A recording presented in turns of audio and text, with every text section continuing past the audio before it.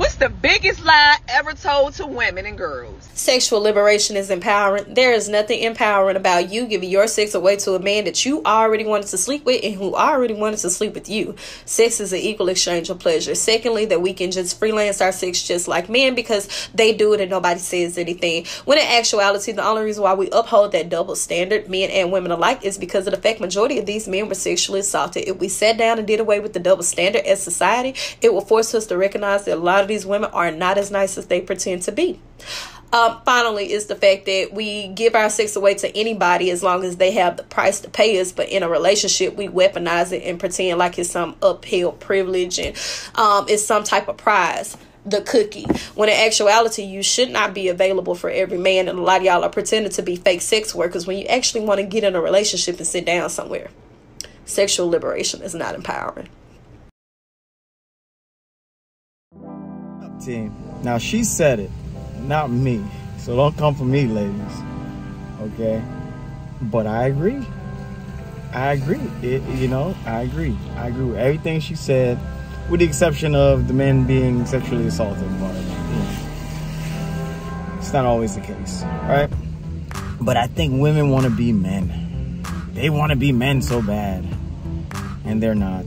We have to agree that we're different. We're different, okay? And it's okay. It's okay to be different. It's okay to be women. It's okay to be men, okay? But this is true. This is true. They think sexual liberation is about freelancing vagina. Correct me if I'm wrong. We're in a society right now where everything is about being promiscuous. Every single thing is about being promiscuous.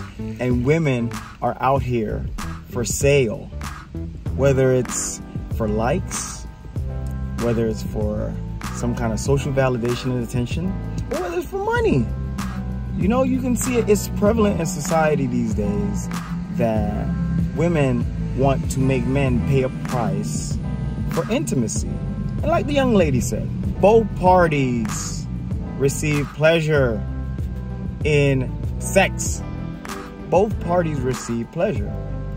Like, it's not an act or a chore for a woman if she is sleeping with a man who she desires or she sexually is turned on by, right? So why is it a one-sided thing? Why is there this double standard about, women are the gatekeeper to sex, so they weaponize it? Now, what's interesting is, initially, women use this as a way to attract men. Men hold the keys to relationships, and that's what most women are looking for. Most women are looking for a relationship from the men that they desire. Unfortunately for these ladies, they all desire the same men. Top 10% of men. And, it's a sad story because they can't lock them down. A man is not just looking for intimacy. They're looking for something more. Like I said, women get into relationships and they shut it down. Women get into marriage and they shut it down and they weaponize intimacy. And, women got to realize that it's not liberating to do things like that. It's not liberating. It's actually flipping society upside down, and women being in control of something that men desire is causing a big rift.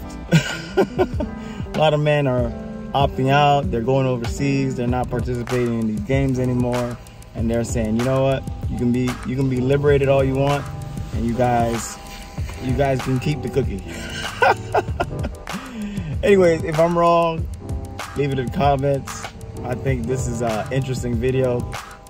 Don't forget to hit that like button, guys. See you guys on the next one. Peace.